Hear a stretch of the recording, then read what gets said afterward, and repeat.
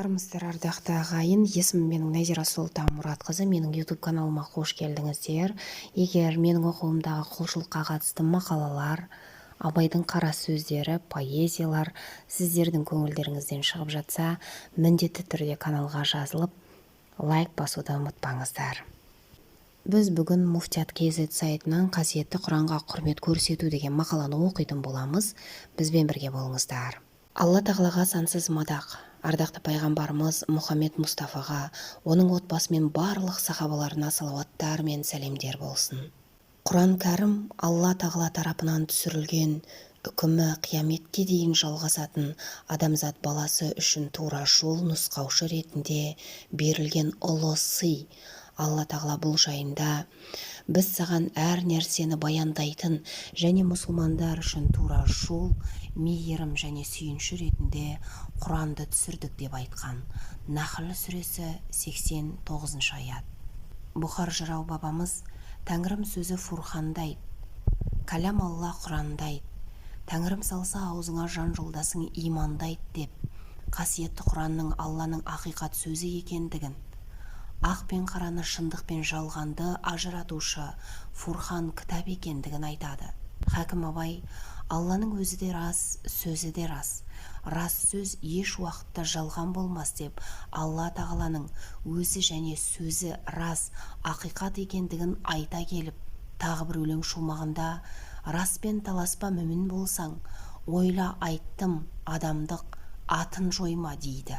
Шынымен де Құранның ақиқаттығын мойындап, оны құрметтеп, оған шынайы махаббатпен еретін болсақ, Құран жан дүниемізді байытып, жоғары адамдық қасиеттерге тәрбиелеп, рухани кемелденуімізге жол ашады.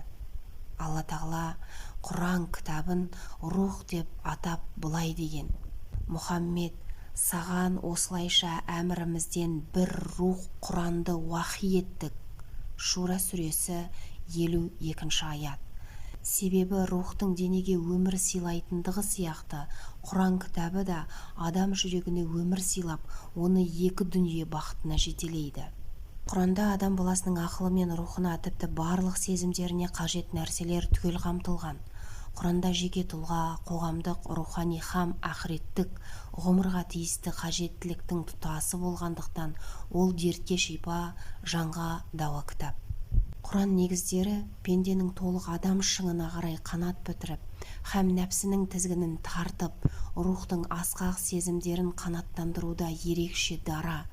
Құран адам жаратылысына сәйкес болғандықтан түсінетін дәрежеде сөз қозғап, ой санамызға қажетті барлық зәру ілімдерді үйретеді. Ендеше әр адам Алла тағаланың кәләмін қастерлеп, қасиетті Құранға үлкен құрмет көрсетуі қажет.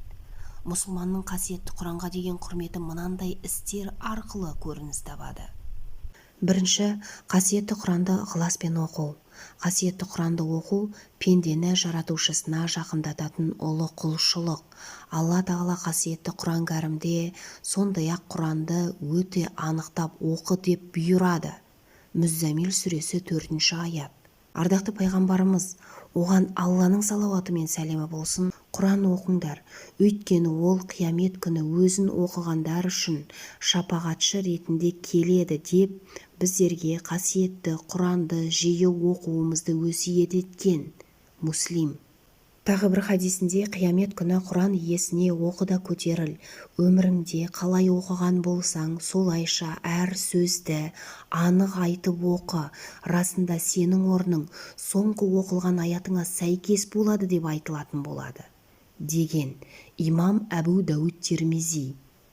Алайда оны оқушы, жаттаушы, үйренуші, үйретуші адам ниетін жалғыз Алла тағаланың ризалығына бағыттауы қажет.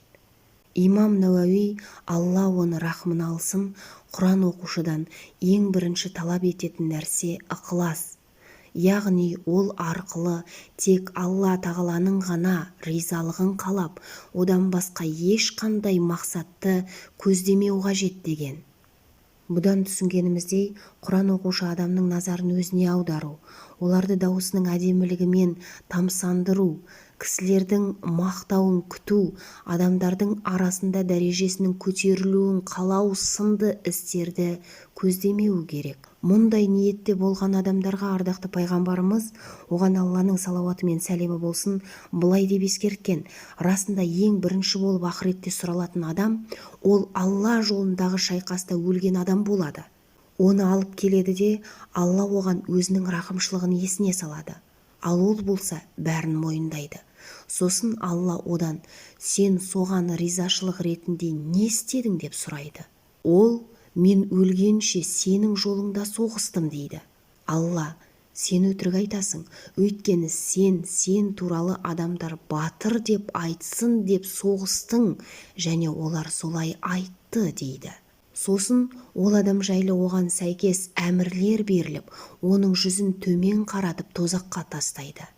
Содан кейін білім алған, білімін басқаларға үйреткен және Құранды оқыған адамды алып келіп, Алла оған өзінің көрсеткен рақымшылығын есіне салады да, одан: сен соған ризашылық ретінде не істедің деп сұрайды.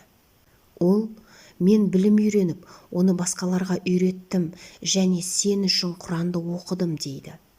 Алла: сен өтірік айтасың, өйткені сен адамдар мынау білімді деп айтсын деп, сондай-ақ Құранды адамдар мынау қари деп айтсын деу үшін оқыдың, және адамдар солай айтты. Сосын ол адам жайлы оған сәйкес әмірлер беріліп, тозаққа тастау үшін жүзін төмен қаратып сөйлейді. Сосын Алла оған кең ризық нәсіп еткен және оған түрлі байлықпен қамдаған адамды алып келіп, Алла оған өзінің көрсеткен рақымшылығын есіне салады да, одан: сен соған ризашылық ретінде не істедің деп сұрайды. Ол: сен риза болатын ешбір мүмкіншілікті мүлт жібермей, сен үшін ақша жұмсадым дейді. Алла оған: сен өтірік айтасың, сен оны адамдар сен жайлы мынау жомарт деп айтулары үшін істедің, және адамдар солай айтты дейді. Сосын ол адам жайлы оған сәйкес әмірлер беріліп, тозаққа тастау үшін жүзін төмен қаратып сөйлейді. Екінші Құран аяттары жөнінде ойлану. Алла тағала Құран аяттарына ой жүгіртуге шақырып былай деген: саған аяттарын ойлансын, әрі ақыл иелері үгіт алсын деп мүбәрак бір кітап түсірдік. Сад сүресі 29 аят. Аяттағы тәддәбур сөзі Құран турасында терең ойлану деген мағынаны білдіреді. Осылай ойлану арқылы Құранның негізгі мағыналары ашылады. Ибн Аббас, Алла оған разы болсын, ондағы Құран аяттары жайында ойланып оқылған 2 рәкат намаз жүректің қатысуынсыз оқылған түні бойғы намаздан әлде қайда артық деп айтқан. Имам Замахшари білімі, түсінігі, тақуалығы жоқ және терең ойланбайтын адам Құраннан ләззат алу деңгейіне жетпеген болып саналады, дейді. Ендеше Құранның әрбір сөзінің өзіндік терең мағынасы бар. Хакім Абай: Алла мінсіз әуелден пайғамбар хақ. Мүмін болсаң, үйреніп сен де ұқсап бақ. Құран рас, Алланың сөзі ол, тәуилін білерлік ғылымның шақ дейтіні осыдан болса керек. Мұхтар Әуезовтың Абай жолы роман эпопеясында Зере әжесі дүниеден өткен кездегі жас Абайдың Құран аударғаны былай сипатталған: Зерені қойып қайтқан күні кешке әжесінің төсегіне отырып алып Құран аударуға кірісті. Анасының аруағына арнайтын дағдылы Құран хатымды молдаға оқытпай өзі оқитын болды. Бір жұма бойы сол Құранды 2 аударып шықты. Осы күндері ас үстінде Құнанбай Абайға: жай аударады екенсің деп еді. Абай жауап айтқан жоқ. Құнанбай мұндайда 3-4 аударып тастайтын сыдыртқыш молдаларды есіне алып айтқан. Абай болса ішкі себебін айтқан жоқ. Ол да жылдам оқи білуші еді. Абай анасына сауап болсын деп Құранды өзгеше ықыласпен асықпай, соншалық мүлгіп, мінәжат етіп оқиды. Құранның кейбір парасының үстінде ұзақ отырып қалып, жалғыз жасырын ойлар да ойлайды, деп Абай атамыздың қасиетті Құранды ойланып оқығандығы жөнінде айтқан. Абай жолы 1 том 305 бет. Міне, біз де Құранды тек көз жүгіртіп оқумен ғана шектелмей, оның аяттары жайында ой жүгіртіп, ғибрат алуға тырысқанымыз жөн. Үшінші, Құранға махаббат қою. Хакім Абай қара сөзінде махаббаттың төлеуі махаббат деп айтқандай, Құранға махаббат қойып, ынтамен оқыған адамға Құран да солай жауап беріп, жаттаған аяттарының адамның көкейіне сіңуіне, ой жүгіртіп, терең сырларын түсінуге жол ашады. Құранға махаббат Алла тағала мен оның сүйікті елшісі пайғамбарымыз Мұхаммедке, оған Алланың салауаты мен сәлемі болсын, деген махаббаттан туындайды. Абдулла ибн Масғуд, Алла оған разы болсын, кім Алла тағаланы және оның елшісін, оған Алланың салауаты мен сәлемі болсын, жақсы көруді қаласа, өзінің Құранға деген махаббатына қарасын. Егер ол Құранды жақсы көрсе, онда шынымен де Алла тағаланы және оның елшісін, оған Алланың салауаты мен сәлемі болсын, жақсы көргендігі деген. Шынымен де ілгеріде өткен ізгі адамдардың Құран кітабына деген махаббаты мен құрметі өзгеше болатын. Мысалы, Хазіреті Омар мен Хазіреті Осман, Алла оларға разы болсын, күнде таңертең тұрған кезде Құран кітабын сүюді әдетке айналдырған екен. Абдулла ибн Омардың да осылай істегендігі турасында айтылады. Икрима Құран кітапты алып бетіне, көзіне тигізіп жылап, Раббымның сөзі, Раббымның кітабы, Хаким деп Алла тағалаға деген тағзымы мен сүйіспеншілігін білдіретін болған. Себебі сахабалар Құранға деген мұндай сүйіспеншілік пен құрметті адамзаттың асылы пайғамбарымыз Мұхаммедтің, оған Алланың салауаты мен сәлемі болсын, бойынан көрген еді.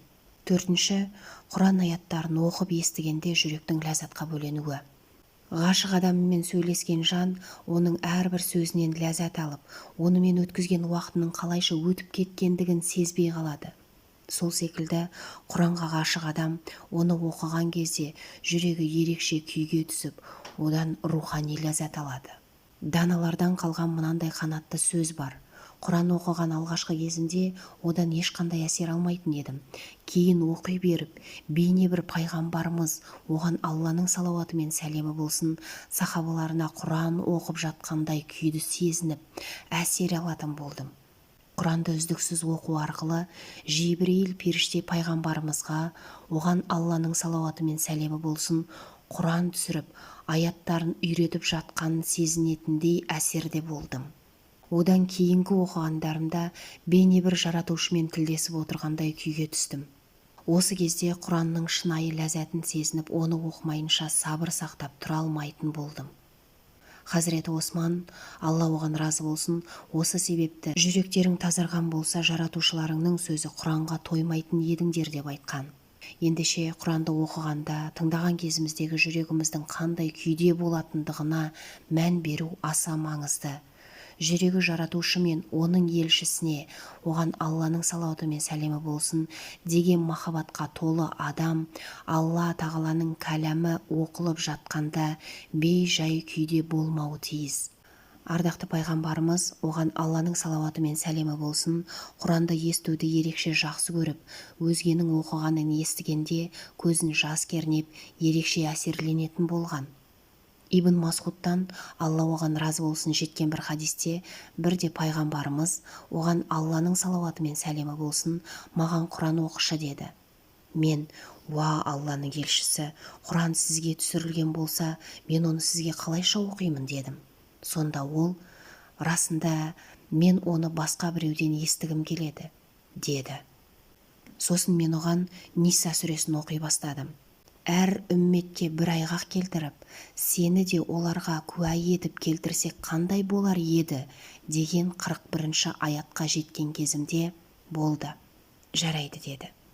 Мен оған қарасам, оның көзі жасаурап жылап жатыр екен. Солайша оның Құран аятына жылағанын көрдім, дейді Бұхари. 5-ші Құран аяттарын іске асыру. Алла тағала қасиетті Құранның Әнғам сүресінің 155-ші аятында: бұл біз түсірген мүбәрак кітап, енді соған еріңдер, тақуалық жасаңдар, мейірімге бөленесіңдер деп айтқан. Аяттағы Құранға еру дегеніміз, оның адал дегенін адал, арам еткенін арам деп білу, тыйым салынғандарынан аулақ болып, бұйрықтарын орындау деген сөз. Айша анамыздан пайғамбарымыздың, оған Алланың салауаты мен сәлемі болсын, мінезі жайында сұрағанда, оның мінезі Құран еді деуі осыдан. Демек, қасиетті Құранда қандай да бір көркем мінез турасында сипатталмасын, ол көркем мінез Хазіреті пайғамбарымыздың бойында болатын.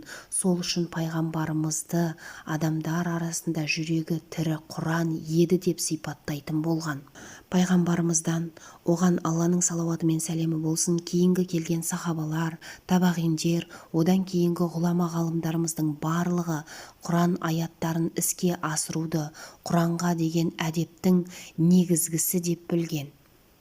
Табиғин өкілінің ғалымы Әбу Абдурахман әс-Сулами, біз 10 аят үйренген болсақ, онда қамтылған адал мен арам, бұйрықтар мен тыйымдарды іске асырмай келесі 10 аятты жаттамайтын едік деп айтуы осыны меңзеген. Қадірменді жамағат, қасиетті Құран Алла тағаланың кәләмі, оның сақтаушысы Алла тағаланың өзі. Алла тағала қасиетті Құранның Хижр сүресі 9 аятында: шүбәсіз осынау зікірді, Құранды біз түсірдік, және оны сақтаушы да өзіміз деп айтқан. Алла тағала баршамыздың қасиетті жұма күнгі дұға тілектерімізді қабыл етіп, елімізге амандық, жұртымызға тыныштық бергей. Әмин.